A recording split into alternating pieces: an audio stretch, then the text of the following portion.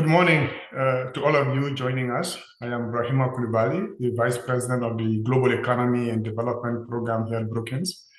It is my pleasure to welcome you to this event on meeting the Global Climate Finance Challenge, a conversation with the UN Climate Change Executive Secretary, Simon Stiell. Climate change is the single most urgent threat to our lives and livelihoods, and the science on this is very clear. In the coming years, rising global temperatures will lead to more frequent and severe weather events, the degradation of the world oceans and other ecosystems, and instability in access to food and drinking water, among others. In the past few weeks, we have seen two storm systems, Ellen and Milton, propelled by rising global temperatures, unleash their fury on Florida and beyond, with costs in the tens of billions. In July 24, the record-breaking storm Vera left extensive damage across the Caribbean and the United States. All vegetation was stripped, and 98% of the buildings were damaged or destroyed on the islands of Carriacou and Petite Martinique in Grenada, the home country of our distinguished speaker, Simon Stiell. Climate action is an aggregate global public good, so the reduction of greenhouse gas emissions achieved by mitigation in one country does not impinge on the amounts affecting any other country. And it is the emissions everywhere that determines the global emissions. Climate action has also acquired an ethical dimension, given the moral responsibility to protect the future of the planet, and given that the impact would be felt by the highly vulnerable populations that have contributed the least to the problem. The global architecture to tackle climate change is anchored in the United Nations Framework Convention on Climate Change and the regular convenings of the Conference of the Parties that brings together all countries targets and agree on necessary actions to deliver on those targets.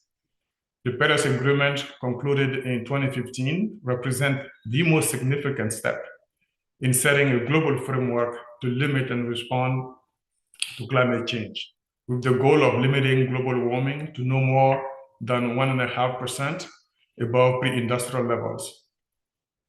There has been significant progress in shifting toward low-carbon economy since the Paris Agreement. Countries have been implementing the plan set out in their nationally determined contributions, or NDCs, and progress has been greatly helped by the sharp declines in the cost of low-carbon technologies. However, as the first global stocktake of the Paris Agreement held at COP28 underscores, actions and commitments are falling far short of what is needed to deliver on the global climate goals. The coming year will therefore be very critical to ramping up ambition and to keep the 1.5 degree within reach and avoid the risk of catastrophic climate change. All countries must come forward with a new round of NDCs for the next 5 years that are much more ambitious and collectively deliver on the climate goals. Will also be critical is to mobilize the significant scale of financing necessary to accelerate climate action, especially in emerging markets and developing countries. At COP16 and subsequently through the Paris Agreement, developed countries agreed to mobilize 100 billion per year from all sources to support climate action in the developing countries. The latest assessment by the OECD showed that this goal was surpassed in 2022, largely because of increased contribution from multilateral development bank. Yet, as the work of the independent high-level expert group on climate finance that has been led by Nick Stern, Vera Songwe, and Amar Bhattacharya underscores, the total amount of financing needed for climate action by developing countries in 2030 is in the order of $2.4 trillion a year. And the amount for external financing needed by 2030 is in the order of $1 trillion a year. How this finance is delivered will depend on the new collective quantified goal to be negotiated within the UN Framework Convention on Climate Change this year, and the broader actions on climate finance that will have to be pursued in many other forums such as the G20 and by all stakeholders, including multilateral development banks and the private sector. There is no one better to give us a perspective on how this challenge can be met and with the urgency that it is necessary than Simon Stiell, the UN Climate Change Executive Secretary, and therefore at the center of these discussions. Simon Stiell assumed the position of Executive Secretary of the UN Framework Convention on Climate Change in 2022. And prior to that, he served for 4 years as Minister of Environment in his native country of Grenada. So following my remarks, Simon Stiell will provide opening remarks to set the stage for the discussion. And my colleague, Amar Bhattacharya, who is a senior fellow in our Global Economy and Development Program, will provide his perspectives drawing on the work of the independent high-level expert group on climate finance. He will then moderate a discussion with Simon Stiell and Vera Songwe. Vera is a non-resident senior fellow, also with our Global Economy and Development Program at Brookings, and she serves as the chair of the Liquidity Sustainability Facility. Together with Nick Stern, Vera served as co-chair of the independent high-level expert group on climate finance since 2022, and has also served as co-chair of the G20 expert group task force, Global Mobilization Against Climate Change, that was launched by the Brazilian G20 presidency. So with that, it is my pleasure now to call on Mr. Simon Stiell to make his opening remarks. So over to you, Simon. Thank you very much. I'd like to start by thanking Brookings, Brahima and Amar for hosting us, and Vera for joining us. Today, I want to talk to you about climate finance, where we are, where we're going, and where we need to be, and the changes to make and the actions to take to get finance flowing to every sector of every economy. So let's start by asking, where are we now on climate finance? In the past decade, we've seen some real progress. Over $1 trillion was invested in climate action last year globally, up from a few $100 billion a decade ago. According to the OECD, in 2022, developed countries provided and mobilized more than $100 billion in climate finance to developing countries. We got this far because first movers and smart governments who had the means seized their chance. They saw the opportunity and grabbed it. But relative to where we need to be, this is nowhere near enough. This year, we've seen hundreds of billions of dollars of damage to countries rich and poor. So many have suffered here in the US from Hurricanes Milton and Helen's devastating damage. My own home island of Carriacou took a direct hit from Hurricane Beryl only a few months ago. And even those who have avoided direct damages have been hit hard by inflation as supply chains are blocked and broken. We simply can't afford a world of clean energy haves and have-nots. In a two-speed global transition, pretty soon everyone loses, because we can only prevent the climate crisis from decimating all economies, including the largest, if every nation has the means to slash greenhouse gas pollution and boost climate resilience. So we know trillions more are needed. Doing so is a crucial investment to protect the global economy and will be a fraction of the costs every nation will pay if we allow the climate crisis to keep running rampant, devastating more and more lives and livelihoods every day, every week, every month, and every year. So how can we take the next step to ensure a transition where more countries and companies benefit and where all peoples and communities are genuinely protected? International climate finance must grow up, step up, and scale up to meet this moment. On Monday, the World Bank annual meetings begin. They are, once again, a huge opportunity to create change, because multilateral development banks will be at the heart of this transition. Just this week, the World Bank announced more concessional lending for climate, and the IMF is looking at ways to incorporate climate action and risks right across their work.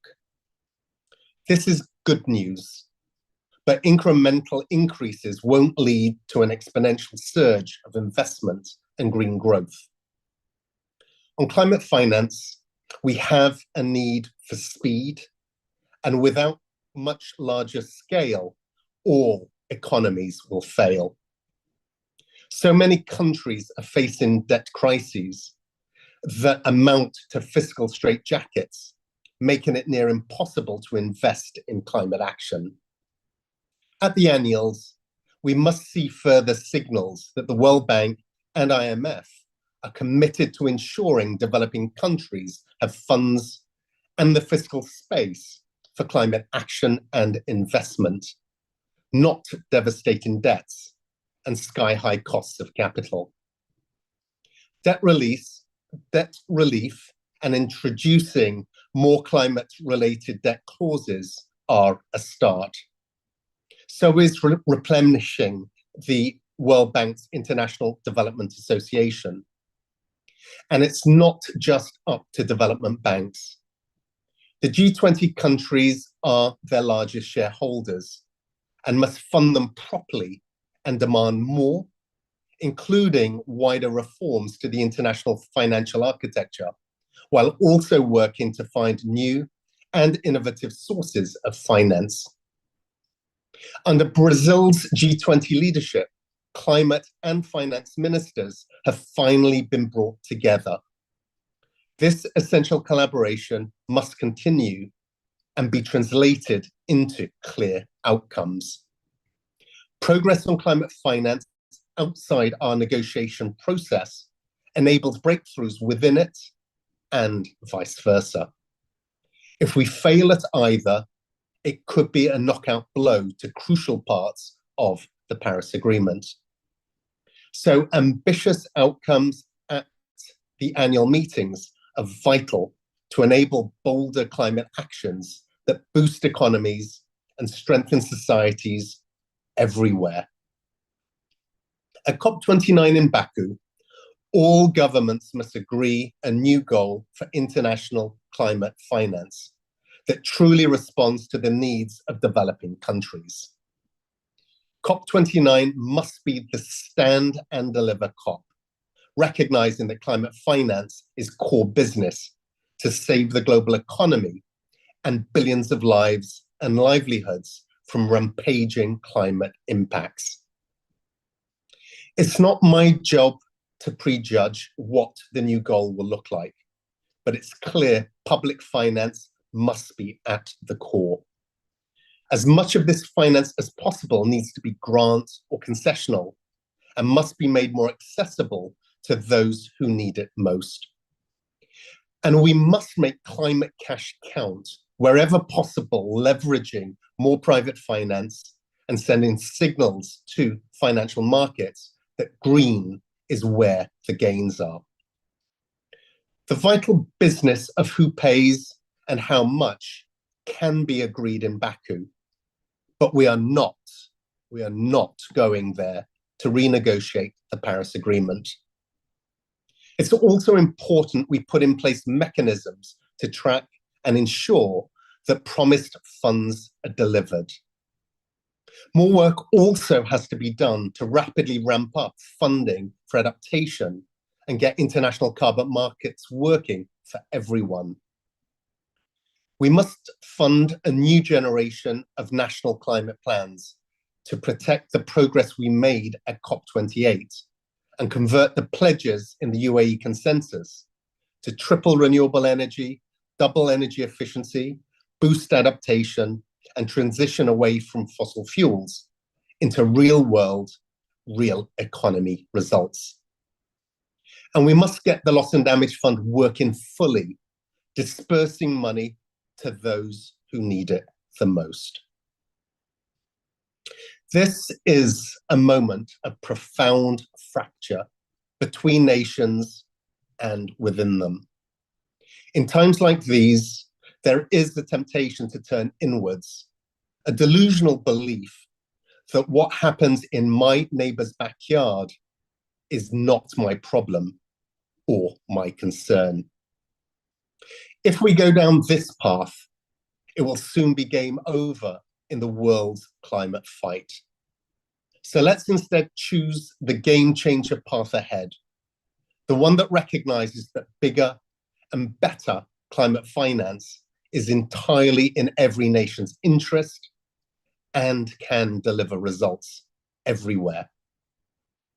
Let's choose the path that focuses on solutions and ensuring the massive benefits of bolder climate action, stronger growth, more jobs, better health, secure and affordable clean energy are within all nations' reach. That is the only pathway to every nation surviving and thriving. I look forward to our conversation. I thank you.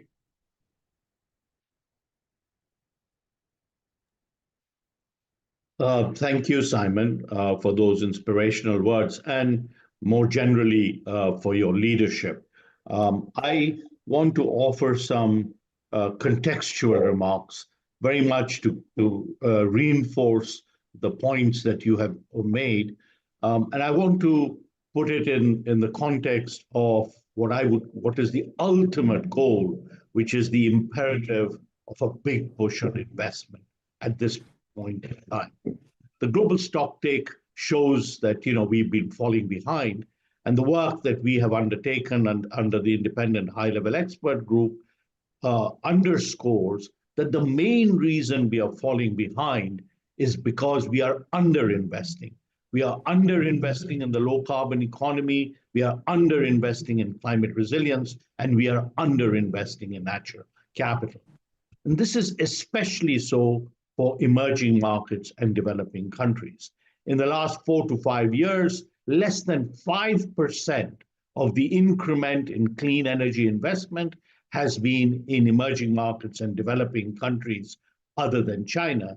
And yet this group of countries will account for more than 50% of global emissions by the end of the decade. The gap in adaptation spending and finance, as Simon just pointed out, is increasing sharply with disproportionate impact on the developing world. And notwithstanding the fact that 90% of the world's nature and biodiversity assets are in the developing world, 80% of the spending is in the rich world. So a major push at this point in investment and in innovation can not just deliver on climate goals, but it can drive sustainable growth and make a breakthrough on both development and climate. As Cool mentioned, we assess that spending on climate-related goals needs to increase fourfold from the pre-pandemic levels by 2030 to around $2.4 trillion a year. And this is without China. This investment has 5 key purposes: the transformation of energy systems, responding to growing vulnerability of developing countries to climate change, coping with loss and damage, investing in natural capital and sustainable agriculture, and ensuring a just transition by protecting those that are most affected.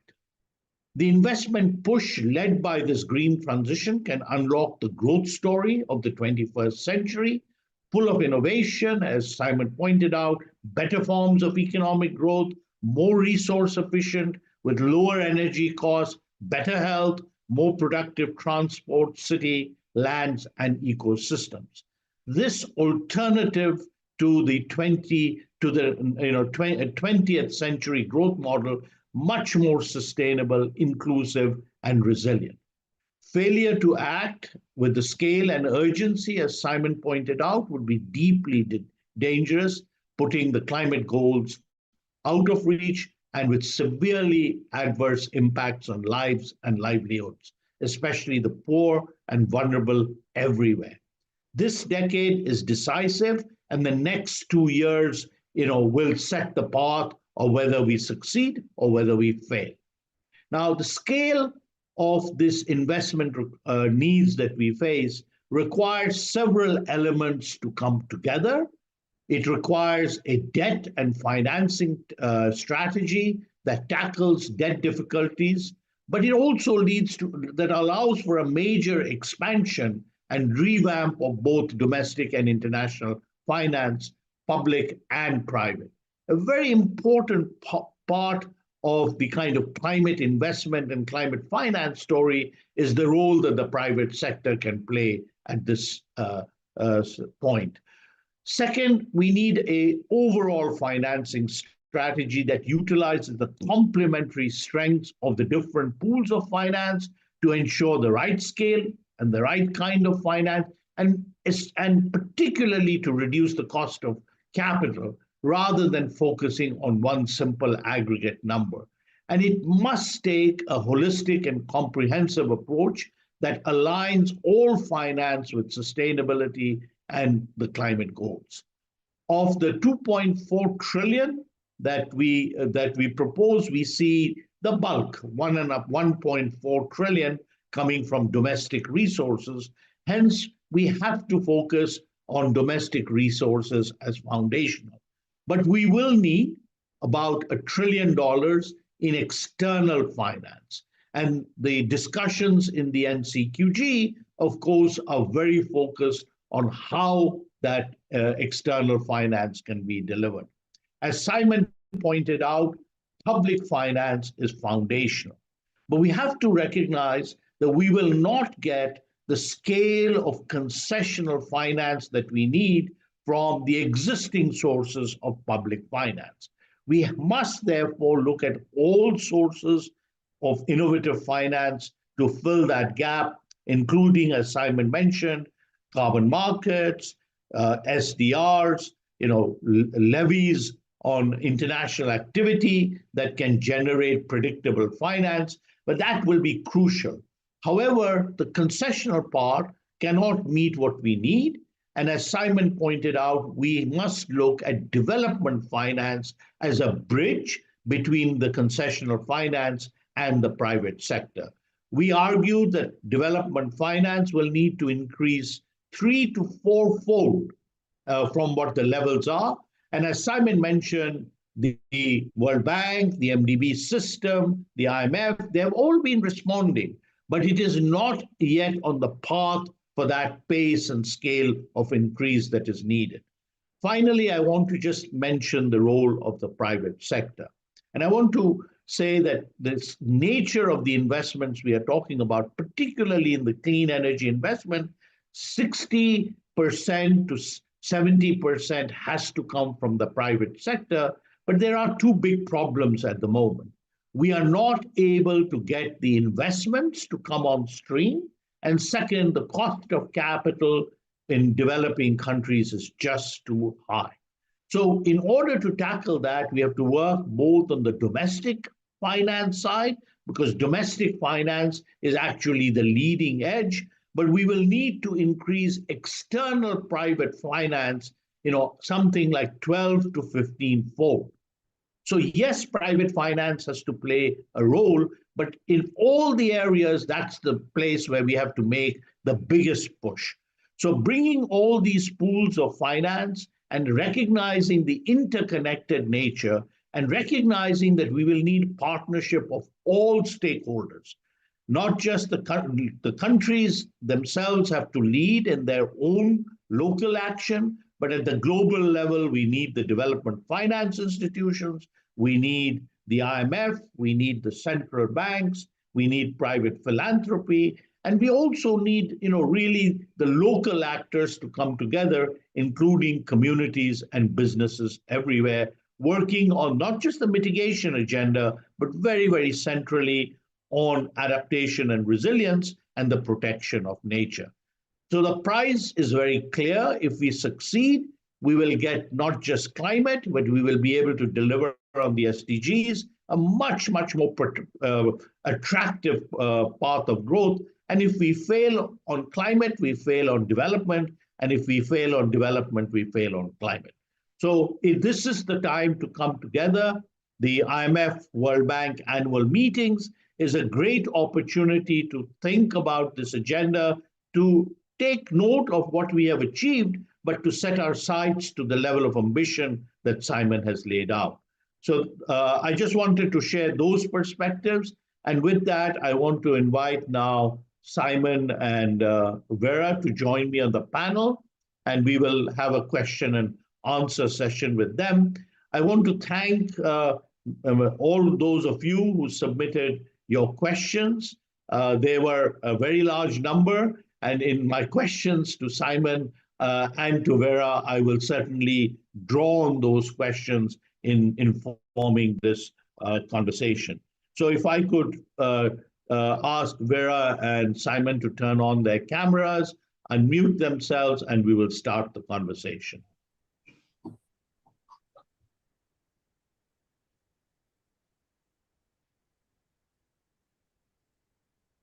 Vera, we can't see you.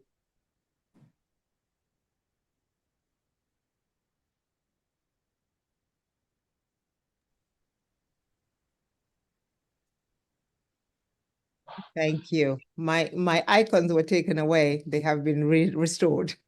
Okay. All right. Thank you, Vera. So let me underscore the role that you are playing now in these discussions. Not only are you co-chair of the Independent High-Level Expert Group on Climate Finance, you've been co-chair of Task Force Klima and the discussions taking place in the G20. You've also been co-chair of the Debt Task Force, very focused on debt. So you probably have a unique breadth of perspective and depth of perspective of these issues. And based on the work that you have been doing and the engagements you've had, I'd really like to begin with you, just to share your perspectives to what Simon said, based on the work that you've been doing through these many hats that you wear. But especially what is so critical on the agenda right now? How do you see the priorities? Thank you, Amar. Greetings to everybody, wherever you may be, afternoon, morning, evening, as it is the case for Simon. Listen, and thank you to Brookings really for putting together this conversation. I think it just demonstrates how important this is, first to Brookings, but to all of us. And I think we've heard both from Cool and from Simon and yourself, the importance of this conversation. I think, I want to sort of start a little bit taking it from where you ended. This is really a growth conversation. It is a conversation about prosperity. It's a conversation about, how we create a better tomorrow. I think that we're all sitting in different parts of the world, from Africa to Latin America to the United States, where everybody is saying, I'm not as better off. The next generation doesn't seem to be, have the promise that the last generation had. And what do we need to do? How can we sort of get a different kind of a growth story that makes sure that we have more resources in our pockets? And so the real question for us, I think, is how do we see, the climate transformation as an opportunity to create jobs, to deepen manufacturing, to create services that will create jobs, that will open up new sectors of the economy. I think this is the crux of the conversation. And a lot of times, there still is in some quarters, unfortunately, this sort of, conversation about should we be doing growth or should we be doing climate? You cannot do growth if you're not doing climate. These two are so intrinsically linked. If we continue to grow brown, we will end up with a disaster. And I think that we know the numbers, global warming will get to 2.5 and all of us will be punished for it. We are already seeing some of the impacts of what is happening. So this is sort of, I think, where I want to start, is that we should all be engaged in this conversation, because it is, first of all, about prosperity. It's about improving lives. It's about improving livelihoods. Just to give a sense, we have 10 to 20% of the population that perishes every year because of poor climate. And it's not only the sort of, women, 23 million women who die from poor cooking facilities, or we saw COVID, and we are linking that to zoonotic impacts. So where do we need to go from there? If we agree that this is, about prosperity, it's about a better future, it's about transforming our growth models, which were agriculture, manufacturing, and services, into a different kind of agriculture, manufacturing, and services, then it means we need investments. We need investments in particular to transition from where we are to where we need to be. But in some cases, it's not even about transitioning. I think, as Simon said very well, there is still, unfortunately, the numbers are going in the wrong direction. We used to say 600. Now there's about 650 to 700 million, according to the latest IRENA reports, the International Energy Agency. 700 million people do not have access to basic electricity or basic energy. So those ones are not even transitioning. These ones need to be included in the growth story. The good news about it is that, prices, as you said, Amar, have crashed on solar panels. So we can actually make sure that with the right kinds of investments, these people can be included in this conversation and open up a whole new consumption economy that then will regenerate growth. So I think it's always important that we look at what we do for climate, how it creates jobs, how it rises incomes, and how we get into a much better environment. So we need that. We need the investment. But we're going to say, as Amar said, we need the investments, 1.4 from domestic resources. Countries are stretched, whether we're talking about advanced economies, where on average debt to GDP in the advanced economies is above 100%, or whether we're talking about low and middle income countries where debt to GDP is lower, but the debt services are quite high. We are seeing many countries today spending more to pay their debt service obligations than they are spending on health, on energy, on the basic investments that are needed to change, to transform their economies and ensure that they meet their national determined contributions. So we need financing. We need concessional financing. We need long-term concessional financing. The climate crisis is a long-term crisis. So essentially, one of the big asks that we're asking the global community is not to give just enough resources to a country so that it continues to float. We need to give them enough resources so they can go from the water to the beach and into growth. Right now, what we're doing is we're just keeping countries afloat with enough resources. Actually, for some countries, we are not even doing that because there is a negative net transfer of resources from the developing low and middle income countries into the advanced economies because we're paying debt services. So this is a very important point. Countries cannot honor their debt obligations. And it's not so much about the debt, and this is an important point. It is about the cost of debt. It is about access to low-cost financing. And that's why NDBs are important, because if you're borrowing at 5% as opposed to borrowing at 2% from the IDA, and I want to take 2 minutes to stress IDA, which is the International Development Association. The last meeting to refund and refinance IDA is going to be in December. We're asking for a tripling of IDA. We're asking for a tripling of the MDB financing. But IDA is particularly important. The African governments have called for $120 billion of IDA replenishment. For the last 10 years, financing to IDA has been going in the wrong direction. It's been dropping. We cannot be fighting the climate crisis, fighting COVID, as Simon spoke about, supply chain disruptions, which are creating pressure on prices, creating inflation. In Africa, we saw in some countries 40% increase in inflation. With all of this, it's very difficult for countries to fight the climate crisis and to grow. And so essentially, we need to see how we can work with the multilateral development systems, but also with the emerging and advanced economies. Today, 20% or the G20 is responsible for 80% historic and present of the global greenhouse gas emissions. We do need the G20 also. As Simon said, it is not enough that some parts of the world, fight the climate crisis while the others don't, because it is a crisis of the global commons. We all have to do it together. The important thing here is, yes, we need investment, but we also need technology sharing. And the WTO is very important in this space, because even if you have the investment, if you have the resources, but you don't have the technology and you cannot make the right investments, it's going to be very difficult for us collectively to fight this fight. So it's investment, It's making sure that we get low-cost, long-term financing, and it is sharing technology. If we can do these things together, then we begin to talk about how we get into a better, different green growth transition.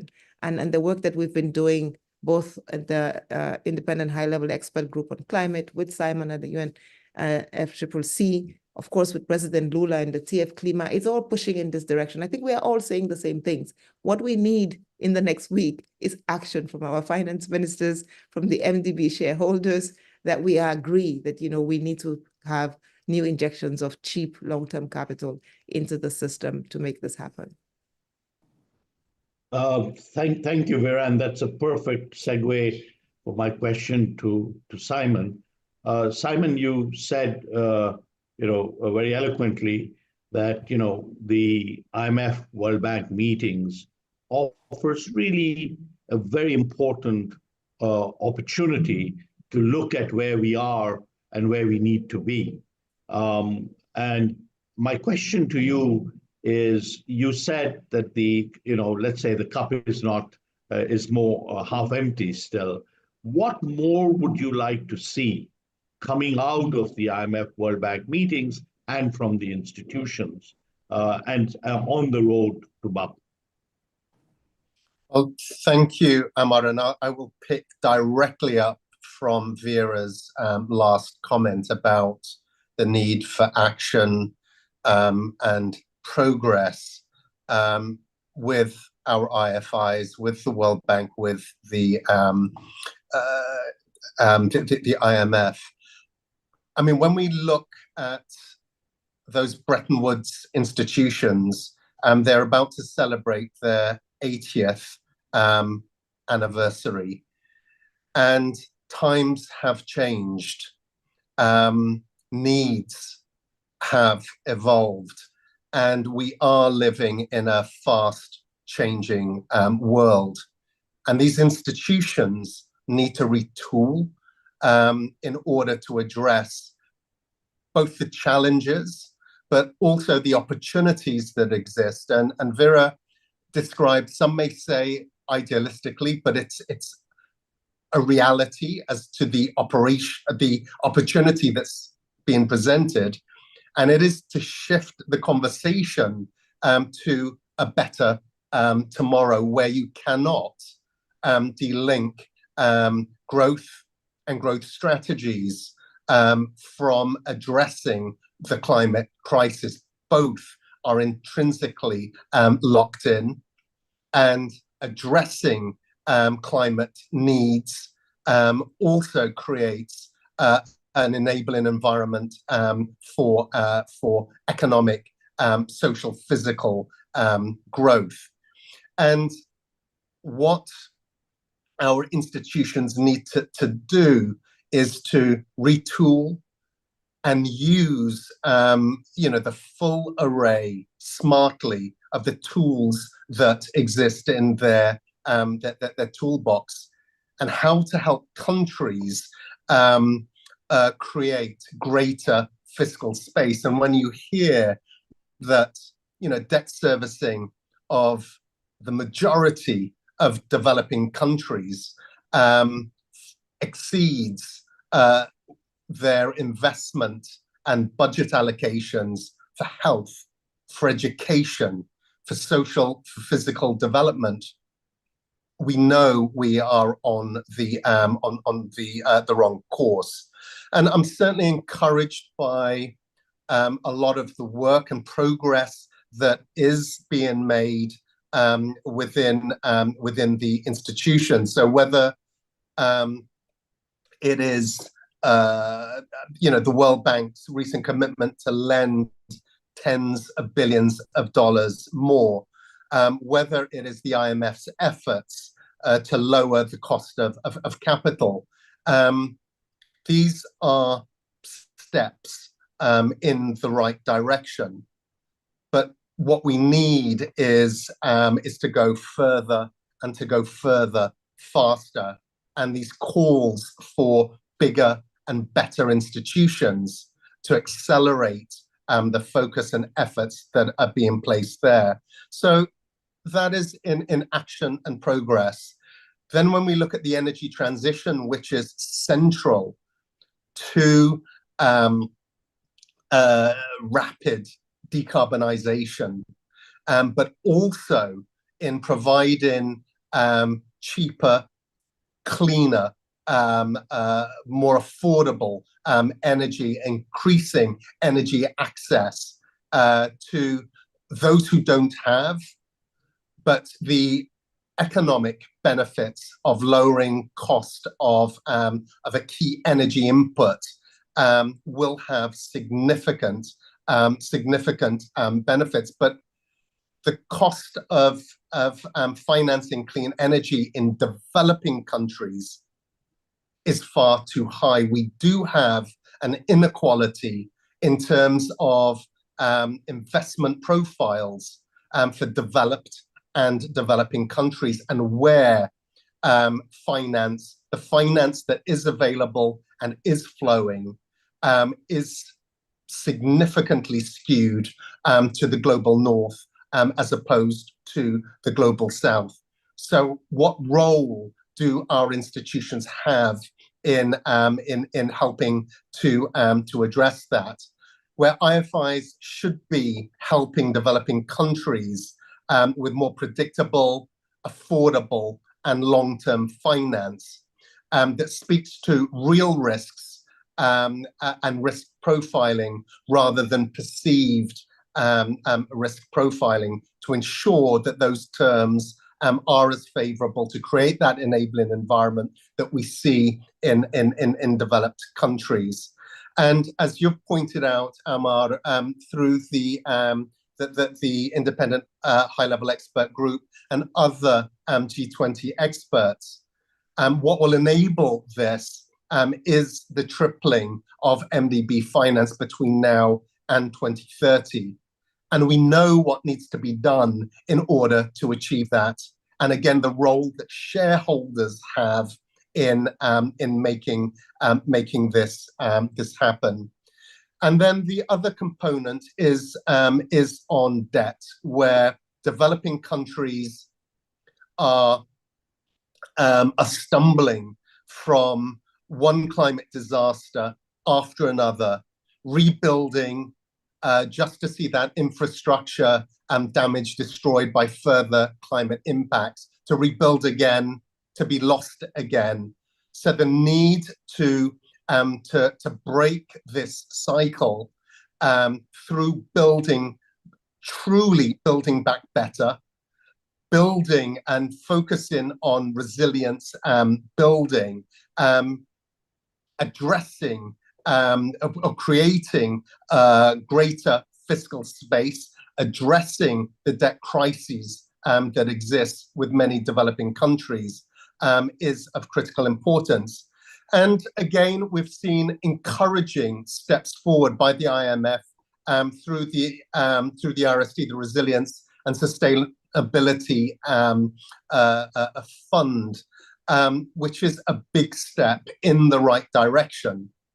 But more needs to be done. And taking that integrated approach, looking at where public funds can be catalyzed, can be leveraged to attract additional sources of finance that can better serve developing countries without increasing their debt burdens.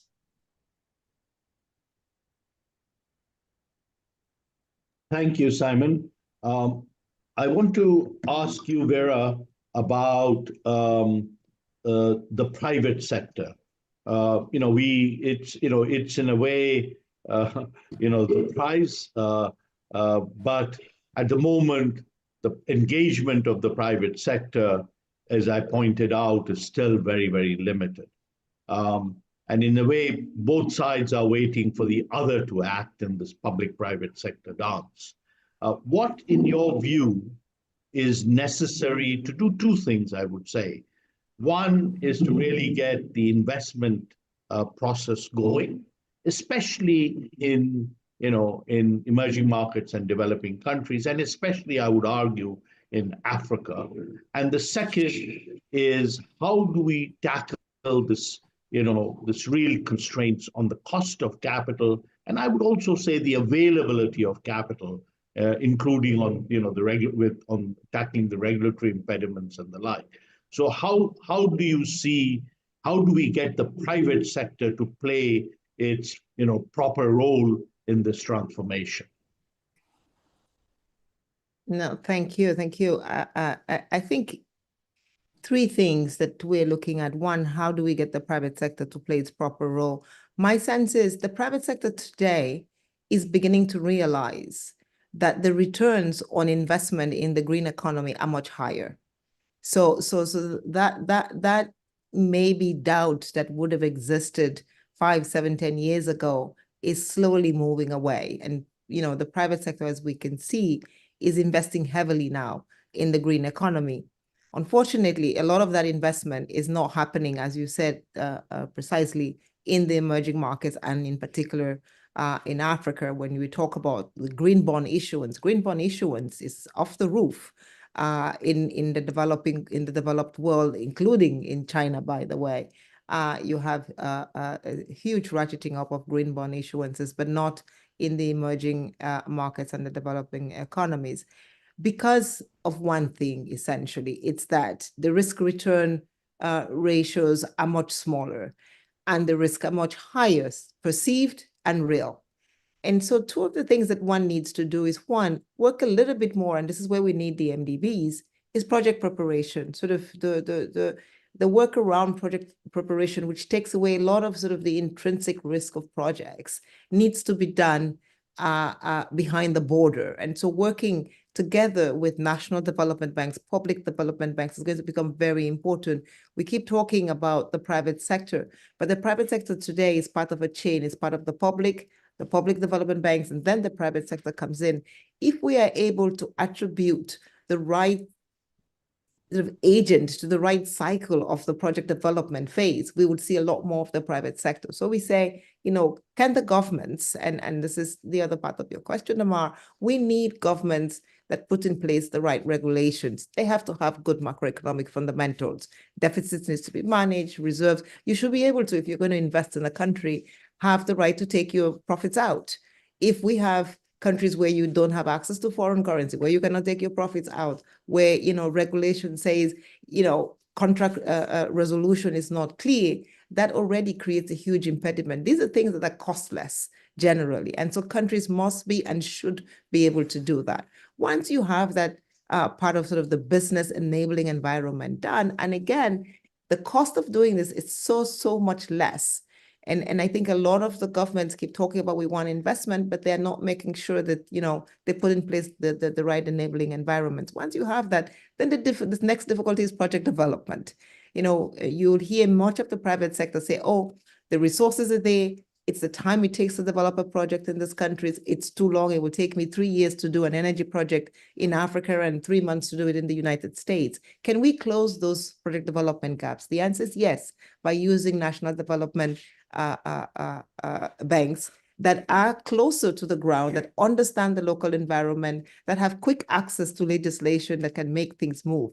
And I think there is a huge, and this is where we need some MDBs as well, huge resources need to go to this project development space. This in itself is de-risking the project.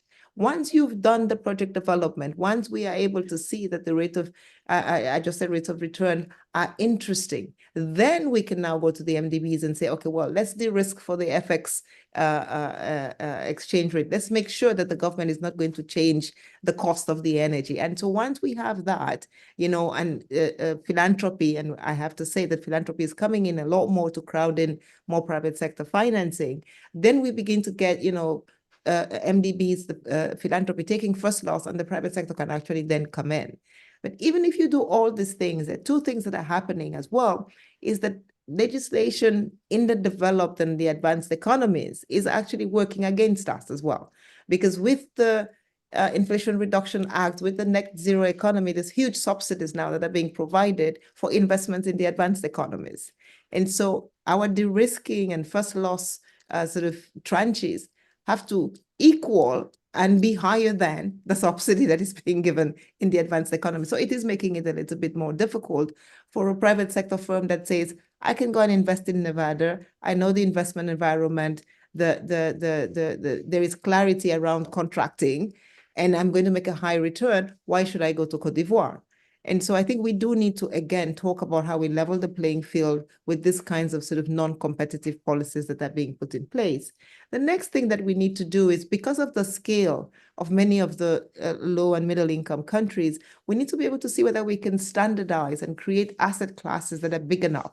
Because there is a lot of capital. When to move sort of big pools of capital, you can't move big pools of capital for $100 million or $200 million investments. You need to move them for billion-dollar investments. But in many of the countries in the emerging markets, you need to pool 3 or 4 countries or sub-regions in Africa, for example, maybe in West Africa, or maybe it's East Africa.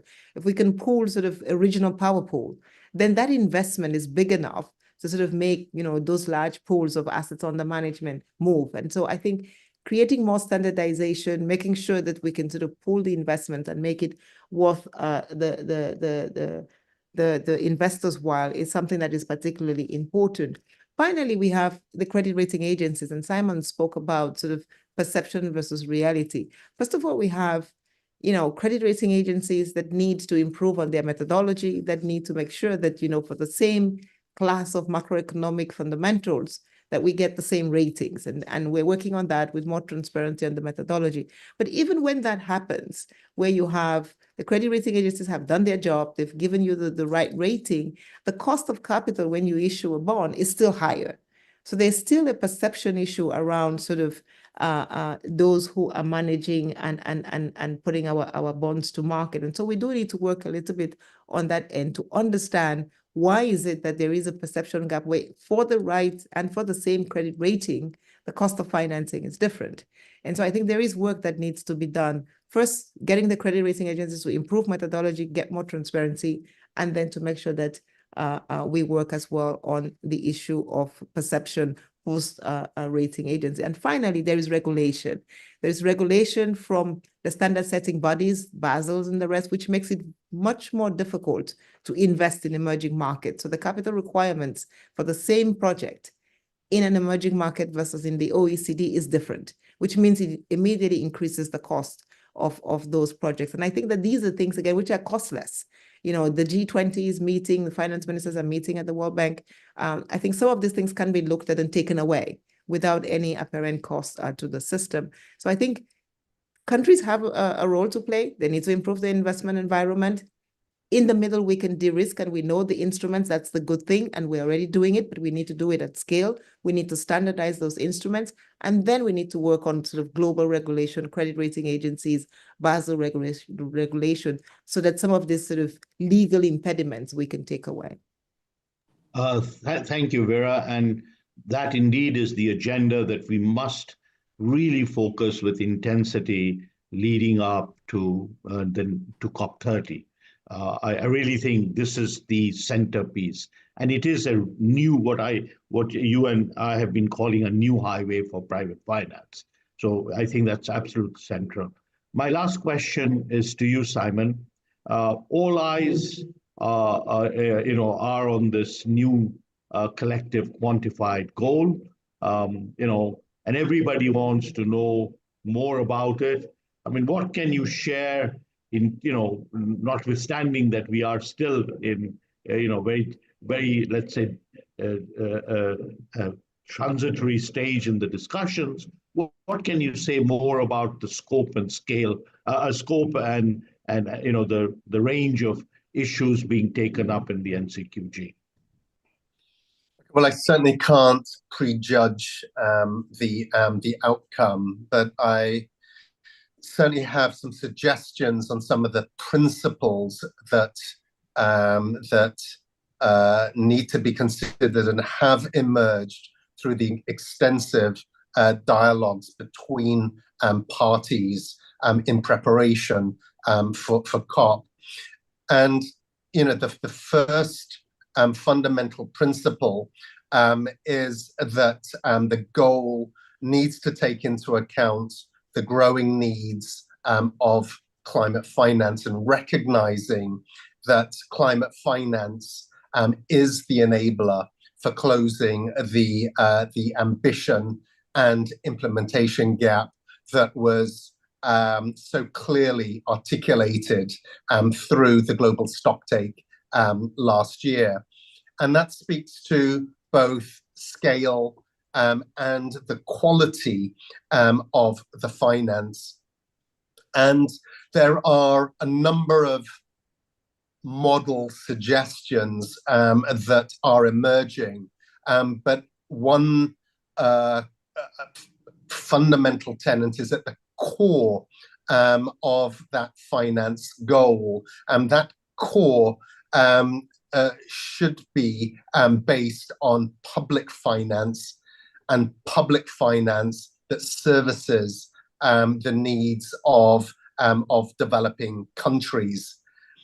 And that there should be a process that speaks to a more transparent and accountable way of measuring those climate flows, those that are contributing and those that are receiving, to build some greater trust that demonstrates that those flows are flowing to where they are needed most, and taking lessons learned from the 100 billion that became, its delivery became so contentious. And then a number of parties are looking at the inclusion of mobilization of MDBs and other innovative sources of finance. So how within this model can the public finance pool, which has its constraints, has its limitations, but how can that be better catalyzed, or how can that be leveraged to catalyze other sources of financing? And how do we start bridging from the billions to the trillions that are needed? And then there is the inside component, which is NCQG, the new collective quantified goal, which is highly procedural, but recognizing that many of those levers that will transform those billions into trillions actually rest outside of the process, and what signals are going to be required from outside the process, from the MDBs, which is why these annuals are so important and fall at such a critical moment in the process. What signals can emerge from DC that will send the signals that are needed inside the process in Baku later in November?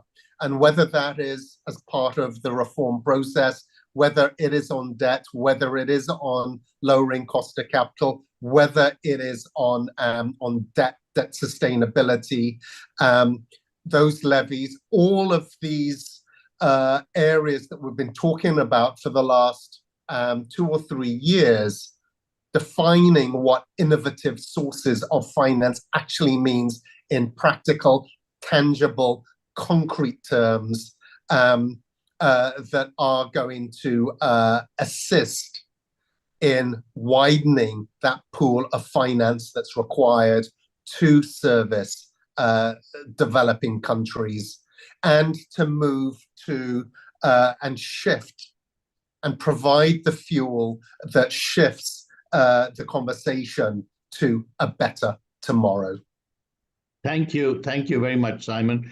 I would also underscore the importance of the G20 summit, which will actually be taking pretty much in parallel with Baku, and which brings together really the major economies of the world, but must also play a leadership role. With that, I really want to thank the panelists, but I particularly want to thank you, Simon, for your leadership and for the drive that you are bringing and energy you are bringing to this agenda. I think we all have to be your supporting cast, those in this call, but the world outside. And I hope that we can live up to the challenge that you have set out. But I hope we can seize the opportunity that exists as as this conversation has brought out. So with that, I will draw this event to a close, and we look forward to continuing this conversation.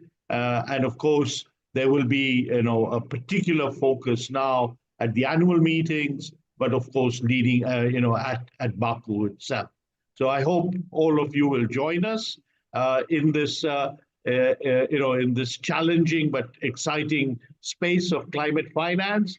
At one level, it's very technical, but at another level, it really requires political will, and political will requires mobilization. So I hope we can count on all of you. Thank you very much. Thank you. Thank you very much for the opportunity.